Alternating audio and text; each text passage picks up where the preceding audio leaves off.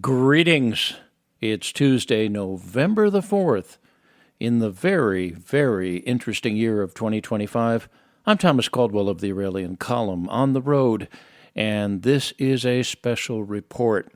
First, everyone, my apologies for yesterday.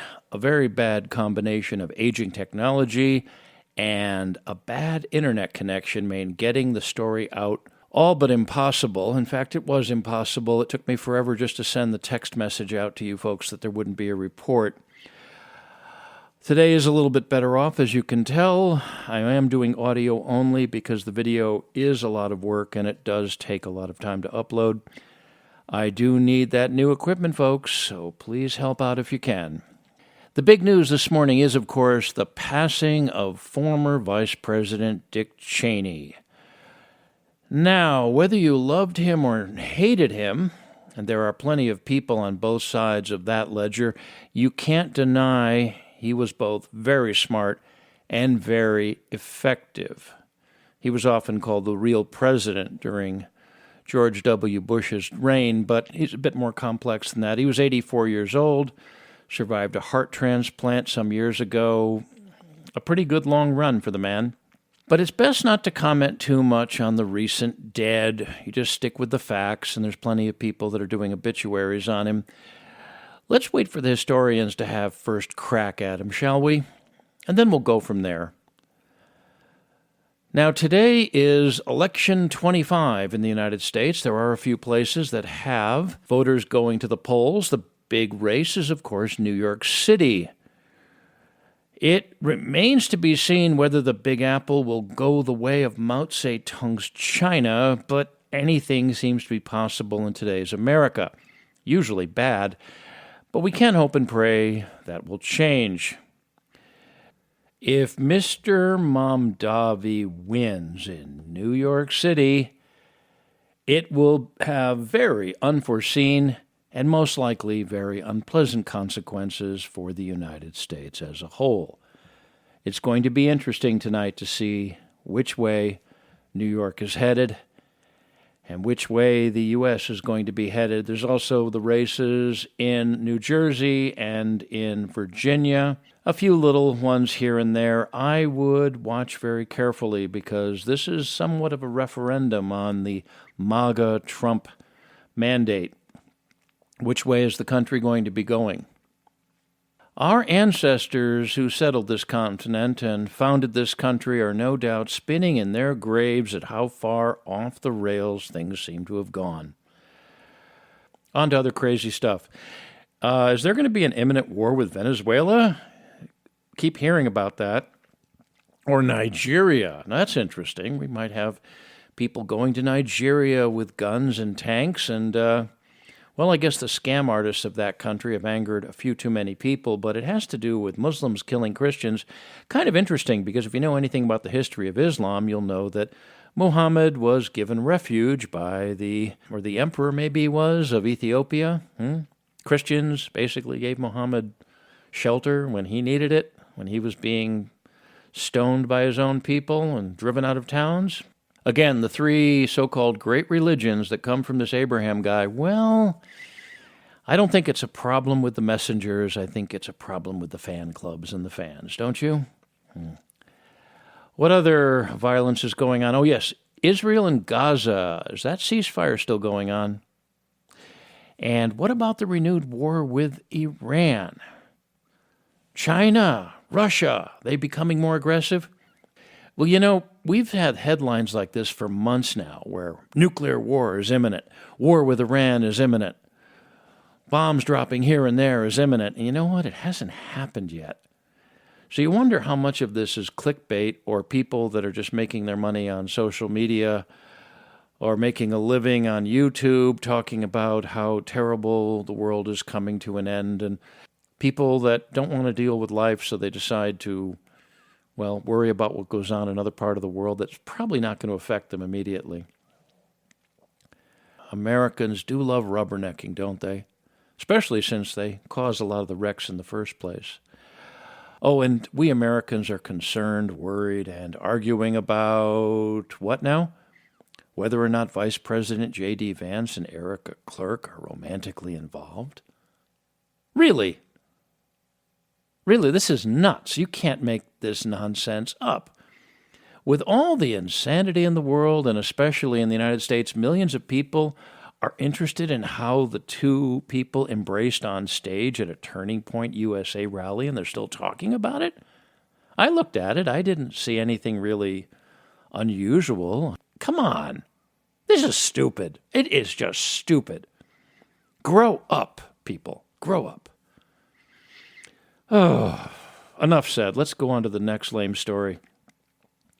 Oh, yes, Tucker Carlson interviewed Nick Fuentes. Wow. You'd think that Tucker endorsed Satan himself, given the backlash from that interview. Kind of interesting, when Mr. Carlson interviewed Vladimir Putin, the criticism was nowhere near as bad. A lot of people thought that the interview was a bit of genius, and Mr. Putin has caused a lot more damage and killed a lot more people than Mr. Fuentes, hasn't he? I'm not aware of Mr. Fuentes hurting anybody, except maybe with his words, but sticks and stones will break our bones, won't they? Makes you kind of think, doesn't it? Kind of shows what's really going on in this country and who controls it when something like an interview with a very young and relatively inexperienced man who's up on social media has a comment that a lot of people don't like, but people are terrified of him. It seems he is going to be filling the shoes of Charlie Kirk. But if you look at it, folks, a lot of these social media commentators are just arguing with each other. They don't really seem to be in positions of power. Will Mr. Fuentes run for office someday when he's old enough? I think he's old enough to be a congressman. He's not old enough to be a senator, certainly not old enough to be president. But we'll see, won't we? Oh, now here's a real story, and this is the EBT food riots in the U.S. of A. Well, not big riots yet, just more overt shoplifting by people who have become addicted to government handouts and are wrongfully blaming the Trump administration for Congress not passing a spending bill. I mean, shoplifting is so bad in parts of this country, they don't even enforce it any.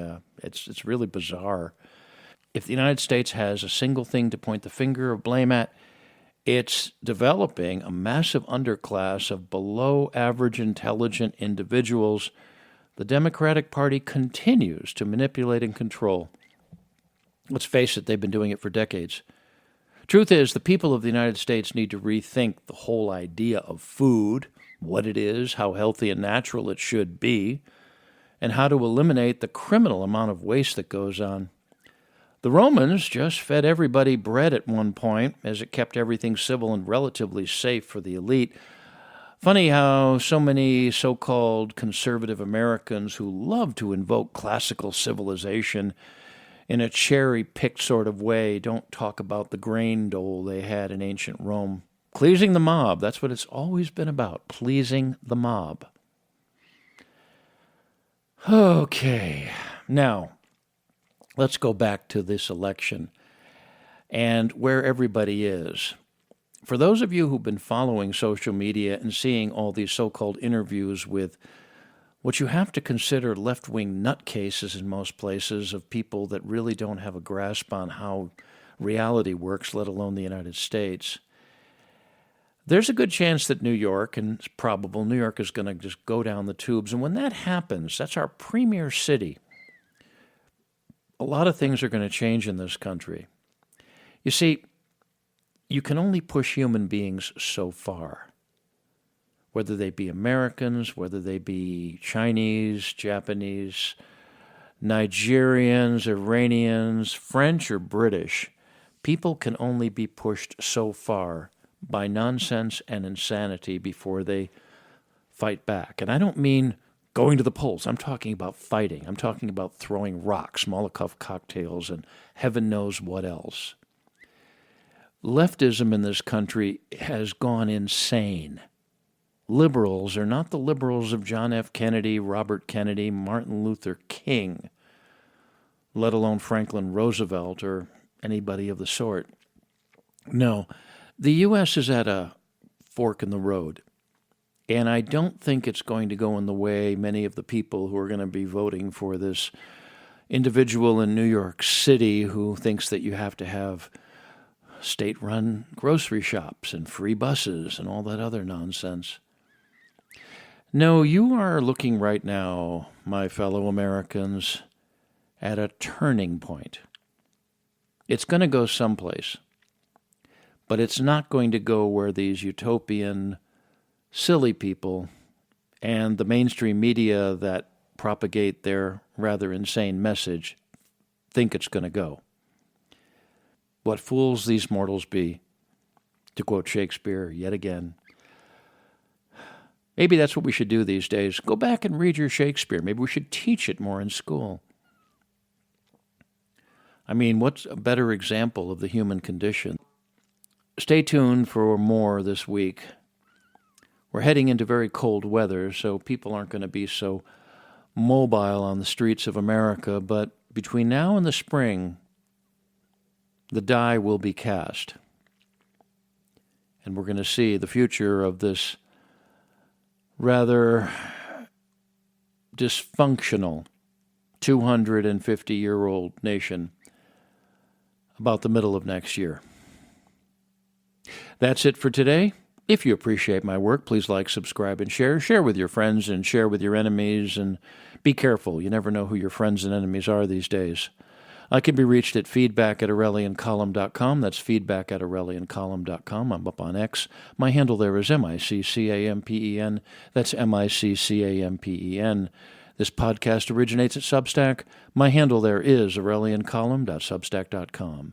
Until we meet again, be good, be safe, be vigilant, and remember, clown world, the deep state, and all enemies of the Republic must be destroyed. Good day.